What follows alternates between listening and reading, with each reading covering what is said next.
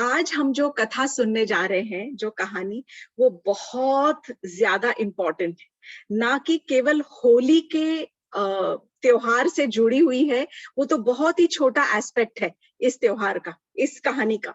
लेकिन it is an example कि कैसे एक छोटा बच्चा अपने परिवार को, अपने पिता को, उनका उद्धार कर सकता है।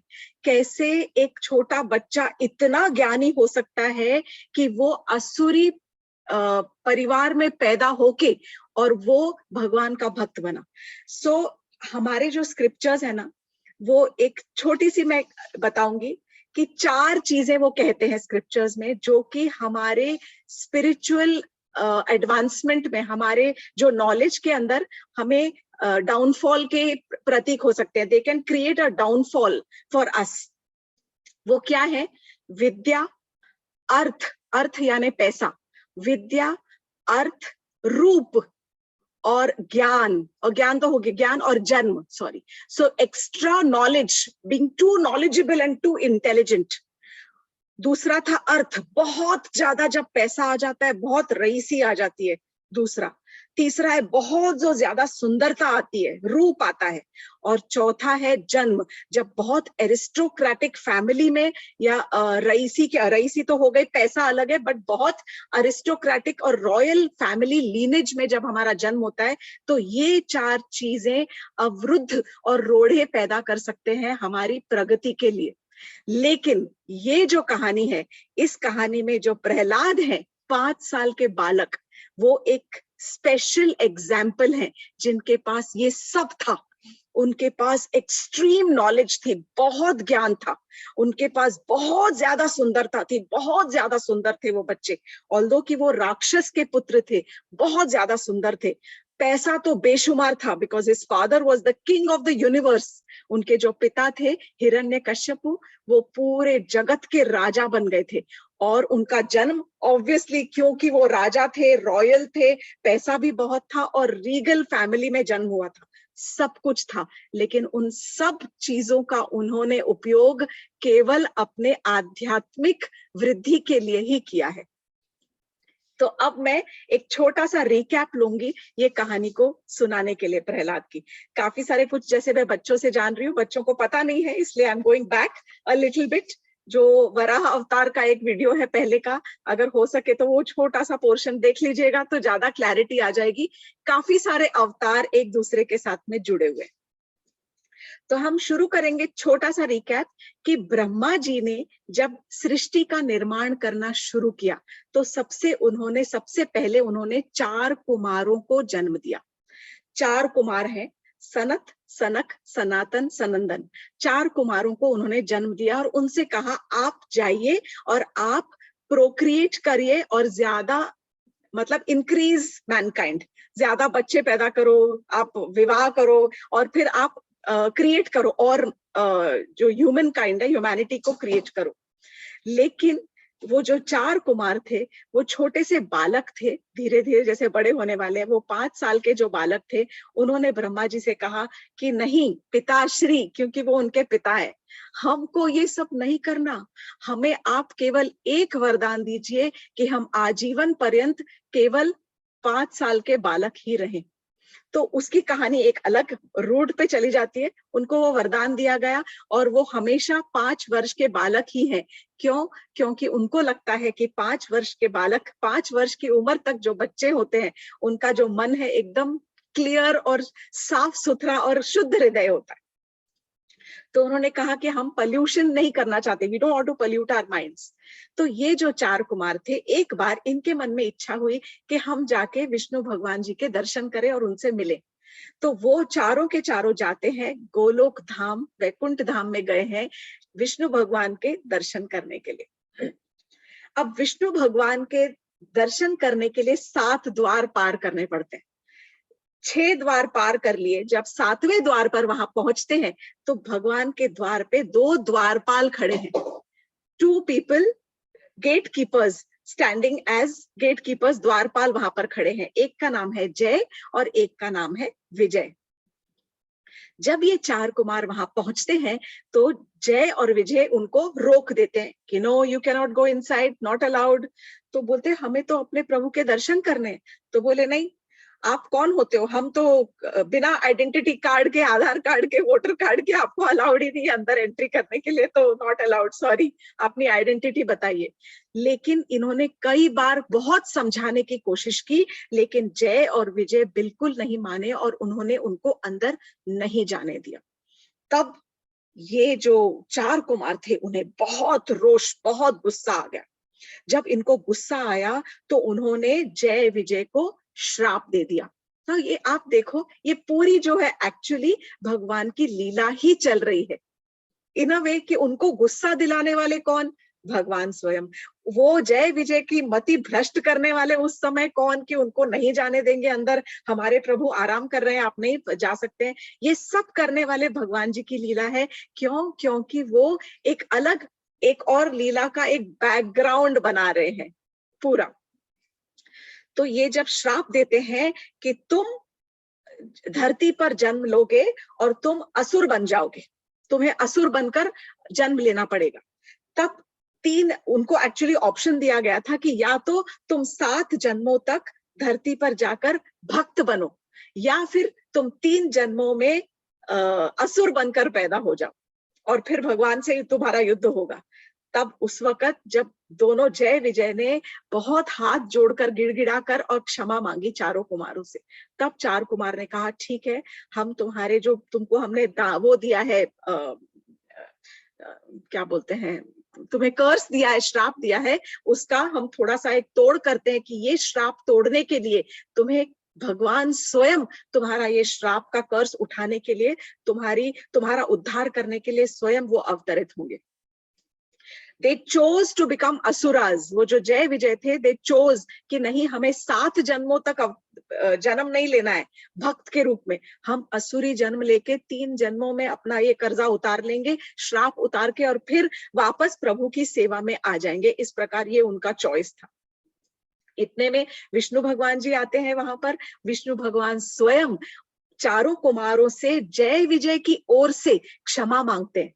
सो एज आई सेड, मैंने कहा है पहली बार भी कि वो इस प्रकार क्षमा मांगते हैं कि ही इज टेकिंग ओनरशिप कि मैं क्योंकि सबसे बड़ा हूं, तो मेरा जो कर्मचारी है वो अगर कोई भी गलती करता है तो उसकी रिस्पॉन्सिबिलिटी मेरी है। जैसे कि बड़ी बड़ी कंपनियों में अगर कोई सीईओ के कोई छोटे असिस्टेंट से गलती हो जाती है तो वो खुद उसकी रिस्पॉन्सिबिलिटी लेता है कि मेरे कोई कर्मचारी से अगर कोई गलती हुई है तो उसकी रिस्पॉन्सिबिलिटी मेरी है। First example set by lord Vishnu कि मेरे जो जय विजय उनसे गलती हुई है उसकी सारी जो रिस्पॉन्सिबिलिटी है, उत्तरदायित्व, उसका मैं लेता हूं। और फिर वो अपने द्वारपालों, पहले 4 कुमारों से क्षमा मांगते हैं और फिर द्वारपालों को कहते हैं कि कोई बात नहीं, तुमने कहा है तुम्हें असुर बनना पड़ेगा, तुमने क्योंकि अपराध किया है, लेकिन मैं स्वयं तुम्हारा उद्धार करने के लिए आऊंगा। तो ये जो जय विजय थे, दोनों जो भाई थे, इन्होंने 3 बार असुर बन के असुर बनकर ये प्रकट हुए हैं। अवतार तो नहीं, अवतार तो भगवान ने लिया था, असुर बनकर प्रकट हुए हैं और इन्होंने भगवान के साथ युद्ध की लीला की है। तो पहला जो प्रकट का हुआ था, 2 भाई बन के पैदा हुए थे, एक था हिरण्याक्ष और एक था हिरण्यकशिपु। तो ये पहला था। और हिरण्याक्ष की जो कहानी है वो हमने वराह अवतार में मैं पहले सुना चुकी हूँ। अब मैं सुनाने जा रही हूँ उसके भाई हिरण्यकशिपु की कहानी।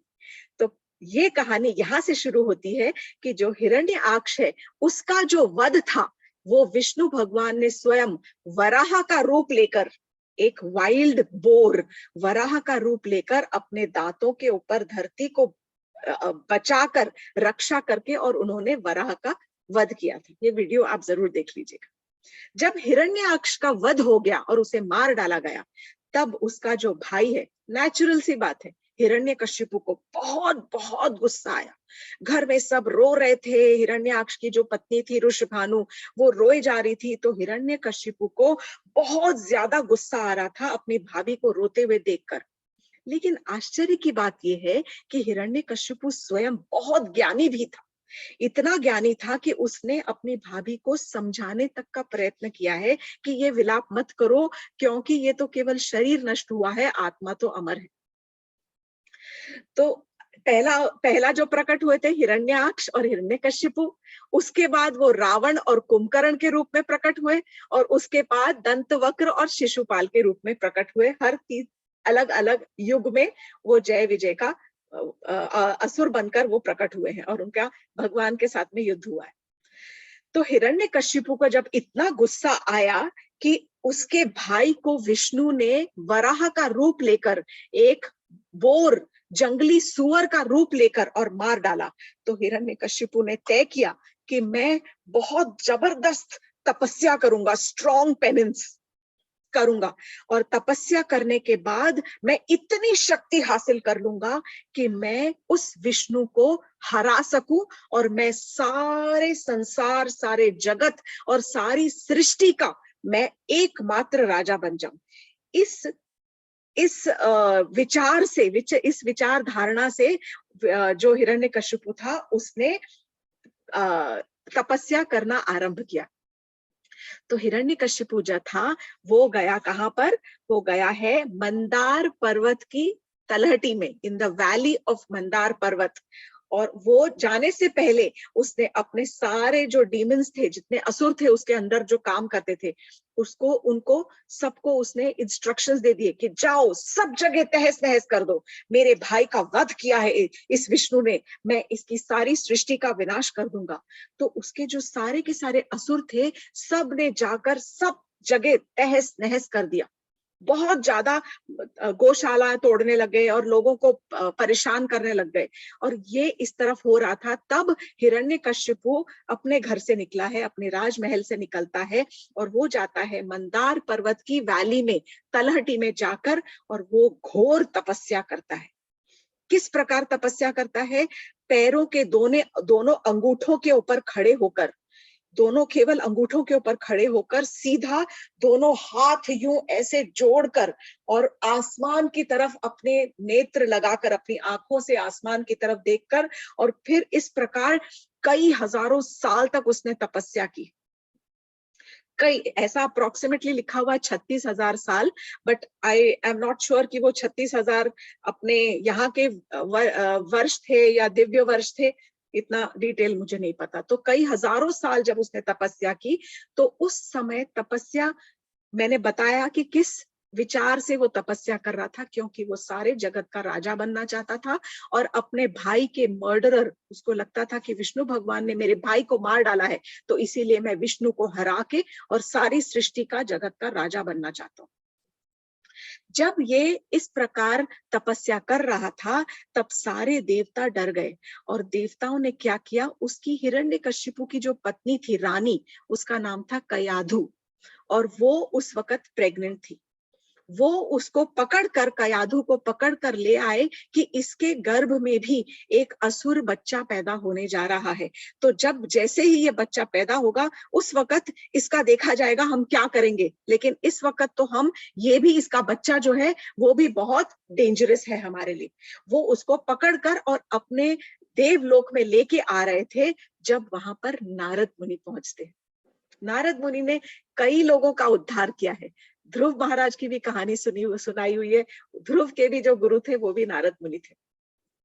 नारद मुनि वहां पहुंचते हैं, और नारद मुनि ने तुरंत देवताओं को बोल दिया, इसको कोई हाथ नहीं लगाएगा।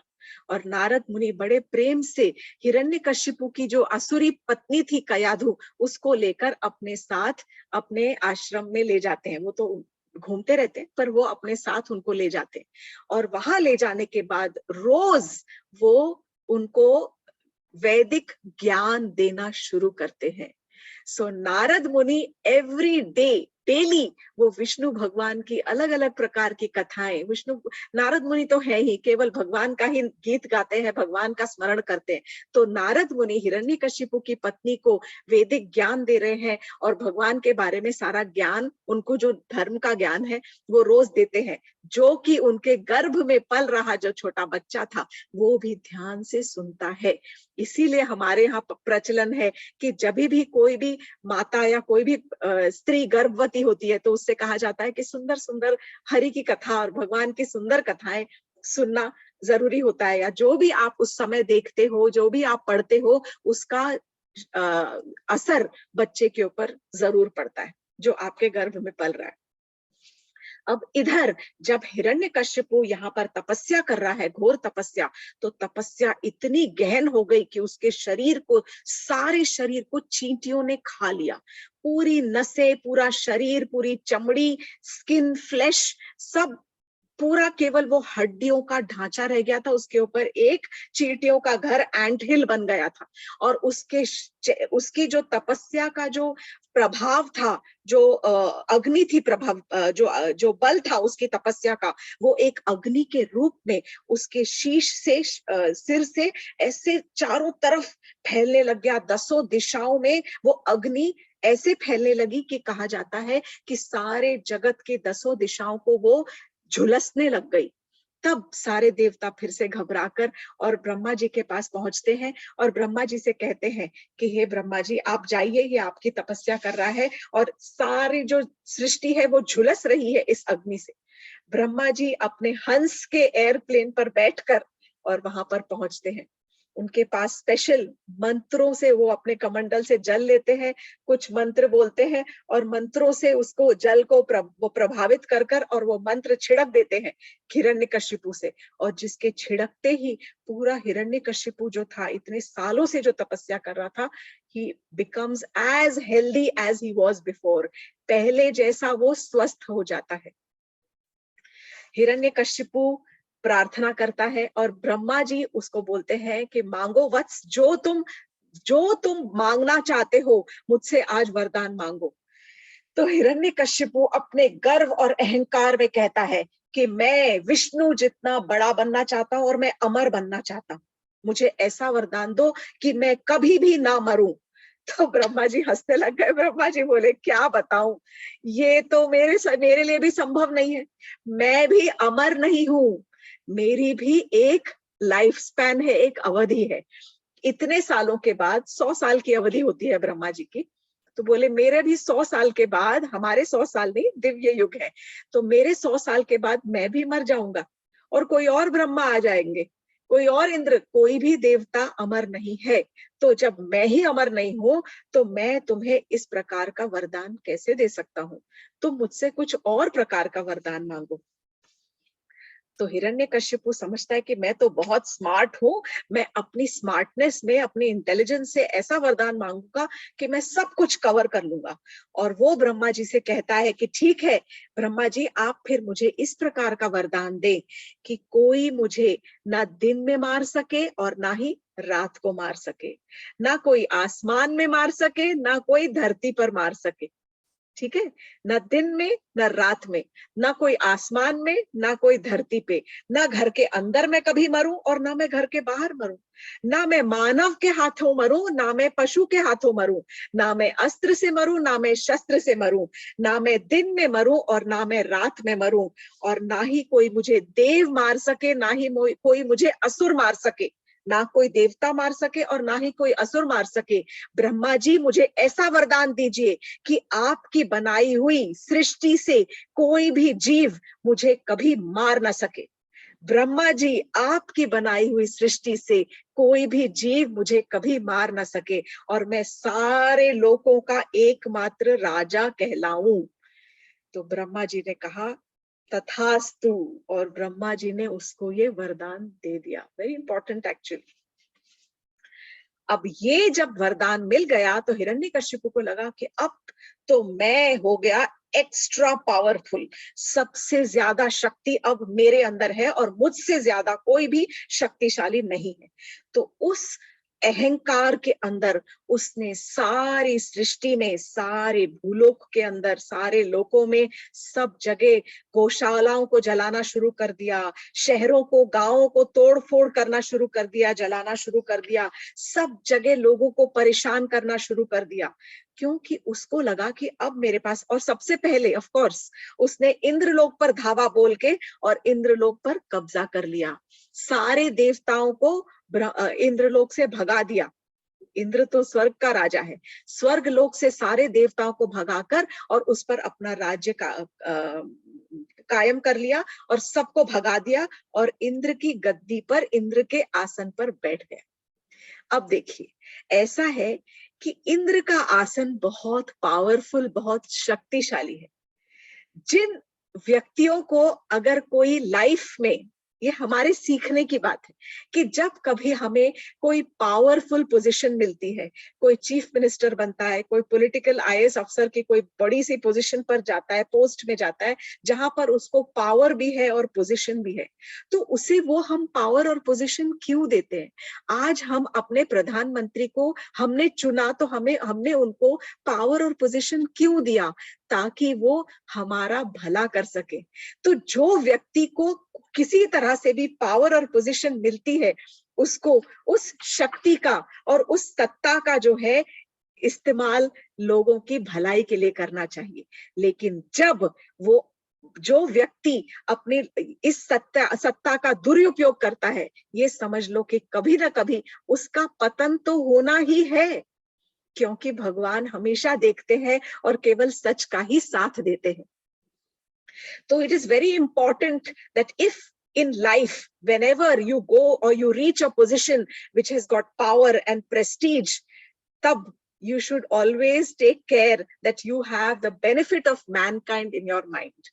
हमेशा लोगों का भला करना और समाज का भला करने का सोच हमेशा अपने मन में कायम रखना चाहिए, जब हमारे पास में वो सत्ता और वो पावर और वो शक्ति हमारे पास में आ जाती है। अब कयाधु वापस आ गई थी और कयाधु वापस आई तो उसके गोद में एक छोटा सा बच्चा था। अब वो बच्चा धीरे धीरे बड़ा होने लगा और जब वो बड़ा होते होते वो स्कूल जाता था, वहां पर जो असुरों के राजा हैं हिरण्यकशिपु, उनके जो गुरु हैं, गुरु का नाम है शुक्राचार्य। शुक्राचार्य के 2 पुत्र थे जिनका नाम था षंड और अमर्क। और ये षंड और अमर्क जो थे, इनका जो स्कूल था, वहां पर सारे दानव, दैत्य, असुर, राक्षस सबके जो बच्चे थे वो वहां जाकर वो पढ़ाई करते थे और उन्हें पढ़ाई कराई जाती थी। अब पढ़ाई क्या कराई जाती थी? जो हिरण्यकशिपु बोलता था वो पढ़ाई कराई जाती थी। क्या बोलता था हिरण्यकशिपु? कि हिरण्यकशिपु राजा है, उसकी स्तुति करो, उसका गुणगान करो, वो सबसे बड़े हैं। इस प्रकार उसके क्वालिटीज का गुणगान, उसके ज्ञान के बारे में और उसकी शक्ति के बारे में गुणगान इस प्रकार के, और उसकी हिस्ट्री और ज्योग्राफी जो भी जो पढ़ते हैं वो सब, everything was only about Hiranyakashipu. अब क्या हुआ कि एक बार हिरण्यकशिपु के मन में आया कि मैं अपने बेटे को जरा बुलाऊं और मैं उससे बात करूं।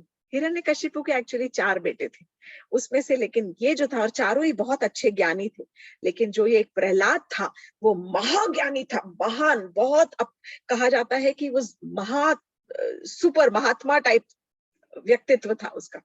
5 साल का बालक प्रहलाद, उसको हिरण्यकशिपु दरबार में बुलाता है सुनने के लिए कि बेटा तुमने क्या सीखा है। वो बुलाता है, छोटा सा बच्चा प्रहलाद आता है और प्रहलाद को हिरण्यकशिपु ने उठाया और अपनी गोद में बिठा लिया और उसके सर पे हाथ फेरने लगा और उससे कहता है कि बेटा तुम मुझे बताओ कि तुमने स्कूल जाते हो, तुमने स्कूल में सबसे इंपॉर्टेंट जो चीज है वो क्या सीखी है? तो प्रहलाद बिना झिझके ये कहता है कि पिताश्री, सबसे पहले पहुंचने के बाद उसने अपने पिता को साष्टांग प्रणाम किया, नॉट कि ऐसे हाथ जोड़ा, फुल दंडवत किया, नोइंग वेरी वेल कि वो असुरी प्रवृत्ति का है, लेकिन वो उसके पिता तुल्य पिता है। तो जितने बड़े हैं, हमें उनको, जो बड़े होते हैं, उम्र से जो बड़े होते हैं, जो ज्ञान से बड़े होते हैं, उनका आदर तो बनता ही है। उनको उनका आदर which is due to them, we have to give them that respect. सवाल पूछा गया कि तुमने स्कूल में सबसे इंपॉर्टेंट चीज क्या सीखी है? तो प्रहलाद ने कहा कि पिताश्री, आपको मैं प्रणाम करता हूँ और मैं आपको बता रहा हूँ कि जो मैंने सबसे इंपॉर्टेंट, सबसे जरूरी चीज जो स्कूल में सीखी है वो ये है कि जो युद्ध है और जो राजनीति है, जो war and politics is a waste of time, ये समय का दुरुपयोग है, ये बिल्कुल यूजलेस है, इसका कोई मूल्य नहीं है। जो समझदार और जो बुद्धिमान व्यक्ति होते हैं उनके तो कभी कोई दुश्मन होते ही नहीं। क्यों? क्योंकि दुश्मन क्यों नहीं होते? क्योंकि वो हर एक के हृदय में वो भगवान को देखते हैं, वो भगवान विष्णु को हर एक के हृदय में देखते हैं, इसलिए उन्हें लगता है कि हमारा कोई भी दुश्मन नहीं है, इसलिए हम किसी से भी युद्ध क्यों करें, हमें किसी के साथ भी पॉलिटिक्स और राजनीति खेलने की जरूरत ही नहीं। जब प्रहलाद ने ये कहा तो हिरण्यकशिपु आग बबूला हो गया। उसने तुरंत अपने बेटे को गोदी से उठाया और नीचे खड़ा कर दिया। बोले, तुम ये क्या बकवास कर रहे हो? तुम जानते नहीं विष्णु तो मेरा परम शत्रु है, और तुम्हें ये सब किसने सिखाया है? बुलाया जाए, कॉल द टीचर्स। शंड और अमर्क टीचर्स को बुलाया गया। जब शंड और अमर्क वहां पर आए तो हिरण्यकशिपु बहुत गुस्से में, और इतने गुस्से में जैसे आंखें लाल करके, और वो शंड और अमर्क को डांट लगाने लग गए। तुम्हें शर्म नहीं आती? तुमने मेरे बेटे को तुम ये क्या शिक्षा दे रहे हो? शंड और अमर्क एकदम हाथ जोड़कर वहां पर विनम्र भाव में खड़े बोल रहे, नहीं नहीं राजन महाराज, हमने इसको इस प्रकार की कोई शिक्षा नहीं दी है। आप पूछिए, और आप पूछिए उससे, उसको ये सब किसने सिखाया है? तुमको क्या सिखाया गया स्कूल में? तो शंड अमर्क ने पूछा, तुम्हें किसने सिखाया ये सब? तुम्हें स्कूल में क्या सिखाया है? तो प्रहलाद हाथ जोड़कर बोलते हैं, मुझे स्कूल में तो मुझे यही सीखा है, मेरे गुरुजी ने मुझे यही सिखाया है कि केवल एक भगवान है और वो विष्णु है, और वो सबके हृदय में रहते हैं और उन्हीं की पूजा करनी चाहिए। अब यहाँ पर प्रहलाद महाराज, प्रहलाद जो है वो कौन से गुरु की बात कर रहे हैं? अपने गुरु नारद मुनि की बात कर रहे हैं। इसके बाद में हिरण्यकशिप को बहुत गुस्सा आया। उन्होंने तुरंत सबसे पहले शंड और अमर्क को डांट लगाई और कहा, ले जाओ इस बेटे को, इस बच्चे को ले जाओ और इसको सारा फिर से दोबारा सिखाओ। अनलर्न हिम, जो भी इसने सीखा है इसको ब्रेन वॉश करो, सफाई करो दिमाग की, रस्ट निकालो दिमाग में से, और सब मेरी बारे में जो शिक्षा है वो दो। ये तुम्हारे हाथ में, इसका जो रिस्पॉन्सिबिलिटी है वो तुम्हारे ऊपर मैं छोड़ रहा हूँ। शंड और अमर्क ले जाते हैं। फिर से स्कूल की शिक्षा प्रारंभ होती है, और फिर से कुछ समय बाद फिर से प्रहलाद को बुलाया जाता है। बहुत उम्मीद के साथ में जो पिता है वो अपने बेटे को बुला रहा है और कह रहा है, पूछ रहा है कि चलो बेटा मुझे बताओ तुम्हें क्या सिखाया गया स्कूल में। और प्रहलाद के पास तो केवल एक ही जवाब है कि पिताश्री, मैं आपसे बता रहा हूं, मैं पहले भी बता चुका हूं, केवल एक ही जवाब है कि जो विष्णु है वो सर्वश्रेष्ठ है, वो सर्वोच्च भगवान है, सर्वोच्च परम भगवान है, वो सबके हृदय में राज्य करते हैं। आप भी उन्हीं का ही भजन कीर्तन किया कीजिए। जब उसने ऐसा कहा तो हिरण्यकशिपु का माथा घूम गया। हिरण्यकशिपु से रहा नहीं गया, उसने तुरंत अपने सैनिकों को बुलाया और कहा, सैनिकों यहाँ आओ। और बुलाकर उसने कहा, इसको पकड़ के ले जाओ और मार डालो। मुझे ऐसा पुत्र नहीं चाहिए जो मुझे राजा नहीं कहता है, और जो कि सारे मेरे जो मेरा जो एनिमी है, जो मेरा शत्रु है विष्णु, बार बार उसी का ही नाम कहे जाता है। मार डालो इसको। सारे सैनिक पकड़कर और प्रहलाद को ले जाते हैं। पकड़कर प्रहलाद को ले गए। अब आप सुनो कि प्रहलाद को किस तरह से टॉर्चर किया गया। सबसे पहले प्रहलाद के हाथ बांध के और उसको एक बड़ी सी पहाड़ी पर से, सॉरी हाथ नहीं बांधे थे, प्रहलाद को एक बड़ी सी पहाड़ी के ऊपर से नीचे फेंक दिया गया। प्रहलाद हमेशा हाथ जोड़कर और विष्णु का स्मरण करते हुए नीचे गिरते हैं, लेकिन उन्हें खरोंच तक नहीं आती, कुछ भी नहीं हुआ उस 5 साल के बालक को। सारे जो सैनिक थे वो हैरान हो गए। उन्होंने फिर से प्रयत्न किया कि अब प्रहलाद को उठाया, और सारे के सारे जितने दैत्य राक्षस थे वो अपना अस्त्र शस्त्र लेकर, त्रिशूल, भाले लेकर, स्पीयर्स लेकर और मारने के लिए दौड़ रहे और मार रहे। अरे लेकिन ये क्या, एक भी शस्त्र प्रहलाद के शरीर को छू भी नहीं पा रहा है। As if a barrier has been created around his body. बिल्कुल टच भी नहीं कर पा रहा उसकी चमड़ी को। वो एकदम हैरान रह गए। उसके बाद सारे के सारे उन्होंने प्रहलाद को उठाया और एक कमरे में बंद कर दिया, जहां पर सारे जहरीले नाग और सांप थे, कि ये इतने सारे सांपों के बीच में रहकर तो इनके जहर से काट के मर ही जाएगा। हजारों की तादाद में सांप थे वहां पर, सर्प थे। कुछ भी नहीं हुआ। वो सांप जो थे वो थे सारे जहरीले, पर उन्होंने डसा भी प्रहलाद को, कई जगह पर डसा, पर उनके जो डसने की जो फैंग्स थे वो उनके शरीर को टच भी नहीं कर सके। उसके बाद सारे दैत्य जो सैनिक थे उन्होंने मिलाकर सबको, सब प्रहलाद को लेकर और बड़े बड़े जो हाथी थे, हाथियों के सामने डाल दिया। बहुत भयंकर विशाल हाथियों के सामने डाल दिया, बड़े बड़े दांतों वाले हाथी, कि ताकि ये जो हाथी है ये अपने टस्क से, अपने जो दांतों से प्रहलाद को चीर डालेंगे, उसके शरीर को भेद डालेंगे, उसको कुचल डालेंगे, रौंद देंगे अपने पैरों तले। लेकिन फिर भी प्रहलाद को कुछ नहीं हुआ। भगवान रक्षा कर रहे थे प्रहलाद की। उसके बाद उन्होंने एक बड़ी सी अग्नि जलाई। हिरण्यकशिपु तब जब ये बात पहुंची तो हिरण्यकशिपु ने कहा कि बड़ी सी आग जलाई जाए, और आग जलाकर वहां पर हिरण्यकशिपु की एक बहन थी जिसका नाम था होलिका। अब ये कहानी होली के ऊपर आ जाती है। That is why I have chosen to tell this story today. तो हिरण्यकशिपु की एक बहन थी जिसका नाम था होलिका। ये सब असुर जाति के हैं, प्रहलाद भी असुर जाति में है। It is the same. आज अगर आपका किसी का जो भी सरनेम है, कोई मलिक है, चुग है, कुकरेजा, जो भी, तो सारे के सारे फैमिली में वो ही लीनेज में आते। करेक्ट? जो ब्राह्मण है, ब्राह्मण के बच्चे ब्राह्मण ही कहलाते। तो ये सारे के सारे असुर में आते। तो जो होलिका थी उसे एक वरदान मिला था, और उसे एक स्पेशल चादर मिली थी उस वरदान में, कि ये चादर ओढ़ के अगर वो अग्नि में बैठेगी तो अग्नि उसका कुछ भी बिगाड़ नहीं सकेगी।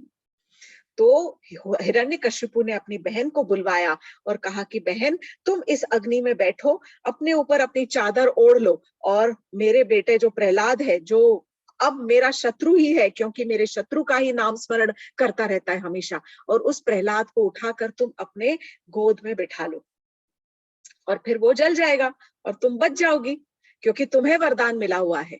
और फिर वो आग जलाई गई। लेकिन देखो तो क्या हुआ। ऐसा कहा जाता है कि आग जब जली तो एक आंधी या हल्की सी एक हवा के झोंके से वो जो चादर थी वो उसके ऊपर से उड़कर और प्रहलाद के ऊपर आ गई। होलिका जल गई और प्रहलाद जो थे वो बच गए।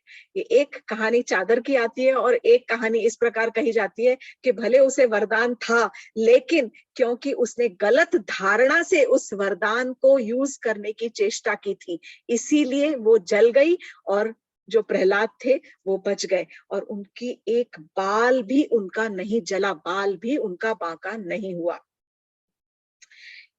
इसीलिए हम जो होलिका दहन करते हैं, वो होलिका दहन इसीलिए किया जाता है कि ताकि हम अपने हृदय के विकारों का, जो हमारे मन की जो गलत धारणाएं हैं, जो हमारे अंदर जो लोभ है, मोह है, जो द्वेष है, भाव है, कंपैरिजंस है, वो हम भगवान से प्रार्थना करते हैं कि हे भगवान, हम में शक्ति दो कि हम ये सारे जो अपने मन के विकार हैं सबको उठाकर और इस अग्नि में भस्म कर दें। इसके बाद भी जब प्रहलाद को कुछ नहीं हुआ, तब हिरण्यकशिपु ने कहा कि इसके खाने में जहर मिला दिया जाए और इसको जहरीला खाना देके मार डाला जाए, मुझे नहीं चाहिए ऐसा पुत्र। परंतु जब इतने बड़ी बड़ी चीजों का कुछ असर नहीं हुआ, तो जहरीले खाने का क्या ही कुछ असर होता। कुछ भी नहीं हुआ प्रहलाद को, और प्रहलाद एकदम शांत भाव से, इतना सब उसके ऊपर कष्ट हो रहा था, but he did not hold any grudges towards anybody. उसने किसी से भी द्वेष भाव नहीं रखा, किसी से नफरत नहीं रखी कि अरे ये मार रहा है, ये अच्छा आदमी नहीं। समदृष्टि, समभाव, this was one of the special qualities of Prahlad.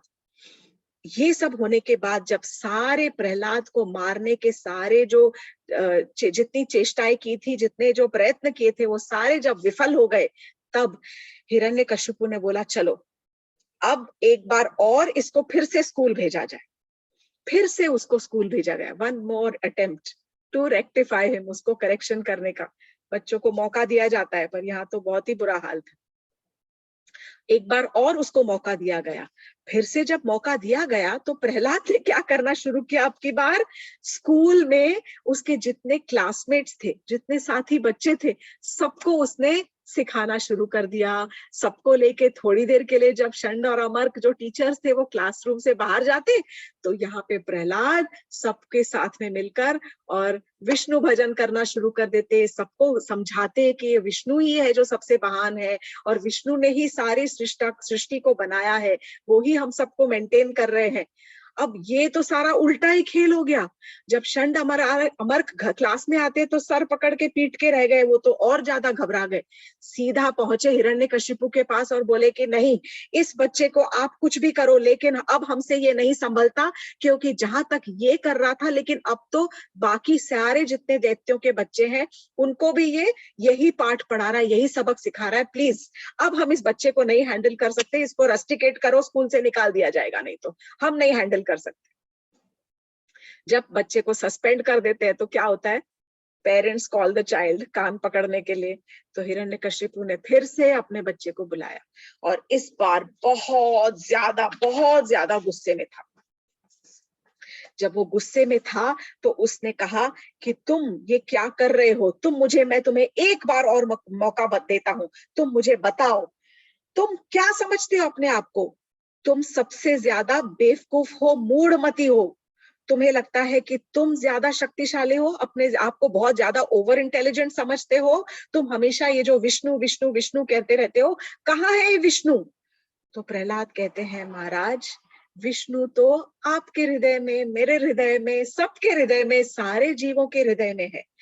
जो विष्णु है वो सारे सृष्टि के निर्माता है, सबको मेंटेन करते हैं, सबका नियंत्रण करते हैं, पोषण करते हैं, और सारे चीजों का जो ध्वंस है, डिस्ट्रक्शन भी विष्णु ही करते हैं।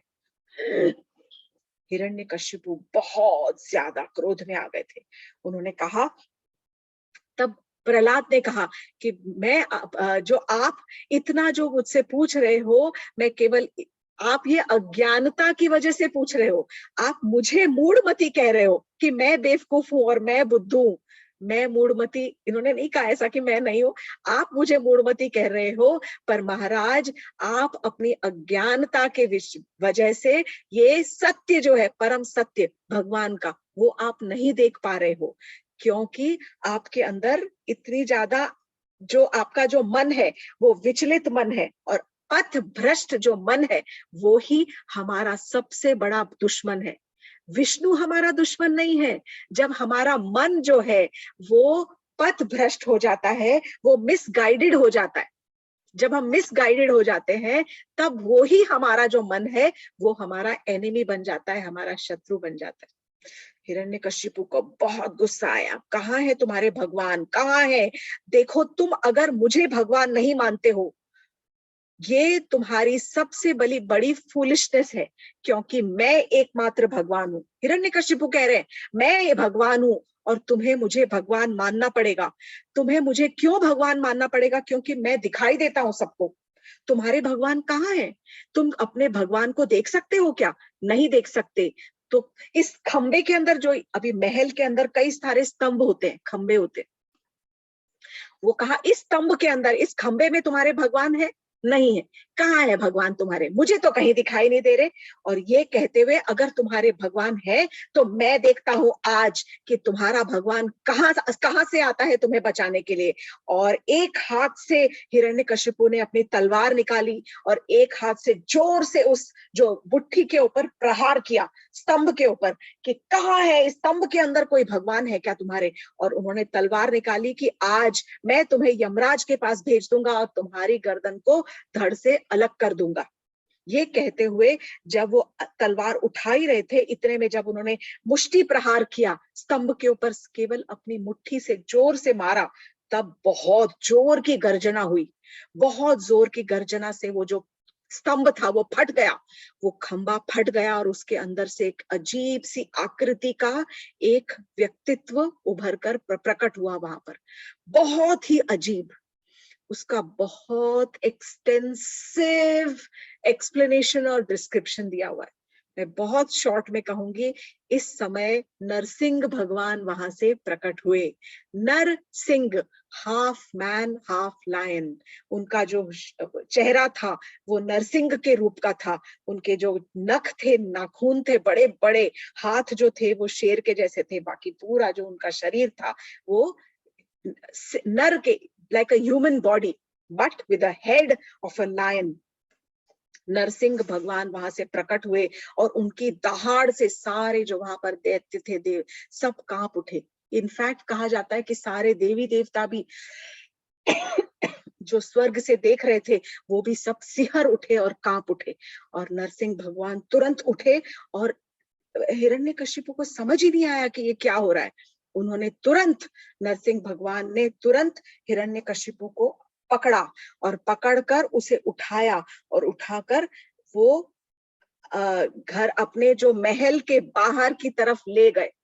मैं उठा के महल के बाहर की तरफ ले गए, और जो दहलीज होती है ना, चौखट, इट इज द डोरवे, अंदर और बाहर के जो बीच में होती है दरवाजे की दहलीज, वहां पर वो बैठकर उन्होंने उसको अपनी गोद में रखा, गोद में रखकर, और अपने बड़े बड़े नाखूनों से हिरण्यकशिपु के पेट को चीर डाला, और चीर के उसकी आंतड़ियां निकालकर उसका हार बनाकर अपने गले में पहन लिया। यहाँ पर हिरण्यकशिपु का वध हो गया।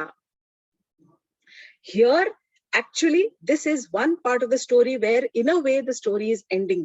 But now, जो उसको जो इतने सारे boons मिले थे, उसका क्या हुआ? इतने सारे। अब विष्णु भगवान ने अवतार लिया, हिरण्यकशिपु का वध किया, सारे जो ब्रह्मा जी ने जो उसको वरदान दिए थे, सारे वरदानों की रक्षा करते हुए उन्होंने उसका वध किया। क्या क्या वरदान दिए थे? ना मैं दिन में मरूं, ना मैं रात में मरूं। तो कब मरे वो? जब इवनिंग, ट्वाइलाइट होता है, संध्या का जो टाइम होता है, वो ना दिन में आता है ना रात में आता है, ये शाम का समय होता है। उसने तो ये कहा था ना दिन में मरूं ना मैं रात में मरूं, तो ना दिन था ना रात थी, ये सांझ और संध्या का समय था। ट्वाइलाइट, जब डस्क, जब गोधूली होती है, आधा सूरज डूब रहा होता है, आधा नीचे आधा ऊपर, ना वो दिन कहलाता है ना रात। ना मैं घर के अंदर मरूं ना मैं घर के बाहर मरूं। तो कहाँ मरे वो? दहलीज पर, जो कि ना घर के अंदर है और ना घर के बाहर है। ना मैं जमीन में मरूं ना मैं आसमान में मरूं, ना मैं धरती पर मरूं ना मैं आसमान में मरूं। तो कहाँ मरे वो? नरसिंह भगवान की गोद में, जो कि गोद जो है ना वो धरती के ऊपर है ना वो आसमान में। फिर चौथा क्या उन्होंने मांगा था? ना मैं अस्त्र से मरूं ना मैं शस्त्र से मरूं। तो किस प्रकार उनको नरसिंह भगवान ने मारा? अपने हाथों के नाखूनों से मारा उन्होंने, चीर कर। ना मैं देवता से मरूं ना मैं असुर से मरूं। तो ये कौन थे? ये तो स्वयं विष्णु थे, ना वो देवता थे और ना वो असुर थे। ना मैं मानव से मरूं ना मैं पशु से मरूं, neither human being nor any animal. So this Narasimha भगवान was half man half lion, आधे नर आधे सिंह। सिंह तो नरसिंह भगवान थे। और सबसे इंपॉर्टेंट, ब्रह्मा जी से उन्होंने कहा था कि आपकी बनाई हुई सृष्टि के किसी भी जीव से मैं ना मरूं। तो जो नरसिंह थे उनको थोड़ी कोई ब्रह्मा जी ने बनाया था, विष्णु भगवान तो सबको बनाते हैं, विष्णु भगवान ने ही ब्रह्मा जी को बनाया, और विष्णु भगवान स्वयं ये रूप लेकर आए थे, नरसिंह भगवान का रूप लेकर आए थे, और फिर उन्होंने ही हिरण्यकशिपु का वध किया है। उसके बाद हिरण्यकशिपु का वध करने के बाद किसी की भी हिम्मत नहीं हो रही थी, ये जो उग्र रूप था नरसिंह का, उसके पास जाने की किसी की हिम्मत भी नहीं हो रही थी कि कोई उसके ऊपर, कौन उनको शांत कराएगा। लक्ष्मी जी के पास गए, लक्ष्मी जी बोले नहीं नहीं, ऐसा उग्र रूप तो मैंने अपने पति का कभी देखा नहीं है। आई एम हैप्पी, जो मेरे जो प्रभु है, मेरे जो हस्बैंड है, वो जब आराम कर रहे होते हैं ना, मैं उन्हीं के पास में रह के उनकी सेवा करने में मुझे आनंद आता है, मुझे डर लग रहा है। तब उन्होंने, सारे देवी देवताओं ने सब प्रहलाद से ही कहा, आप ही जाकर इनका जो रोष है, इनका गुस्सा है, शांत कीजिए। तब प्रहलाद स्वयं जाते हैं, हार लेके नरसिंह भगवान को पहलाते हैं, उनको हाथ जोड़कर प्रणाम करते हैं, और उनको देखकर नरसिंह भगवान जो है वो थोड़े शांत हो जाते हैं, और वो उस वक्त अपने हाथों से नारद को, प्रहलाद को वो आशीर्वाद देते हैं, और जब उनके सर पर, शीश पर वो हाथ रखते हैं, तो उनके हाथ से सारा ब्रह्म ज्ञान प्रहलाद को प्राप्त हो जाता है। This is how it is written. Prahlad की बहुत सारी चर्चा है इस कथा के अंदर, इतना है, जो इंटरेस्टेड है, ये भागवतम का 7th कैंटो, 7वां स्कंद है, इसके अंदर आप पढ़िए, राइट फ्रॉम चैप्टर 2 टू लेकर 16, 17, बहुत सारे 10-15 अध्याय हैं फुल चैप्टर के अंदर। क्या क्या अध्याय है कि सबसे पहले प्रहलाद ने कितनी प्रेयर्स सुनी नारद मुनि से, नारद मुनि ने क्या क्या शिक्षा दी उनकी माता को, ये एक अलग है, क्या ज्ञान दिया। फिर हिरण्यकशिपु ने अपने भाई की पत्नी ऋषभानु को क्या क्या ज्ञान दिया, ये अलग कहानी है। हिरण्यकशिपु ने देने के बाद में प्रहलाद महाराज ने, जो प्रहलाद थे, उन्होंने अपने क्लासमेट्स को क्या क्या ज्ञान दिया, ये एक अलग अध्याय है।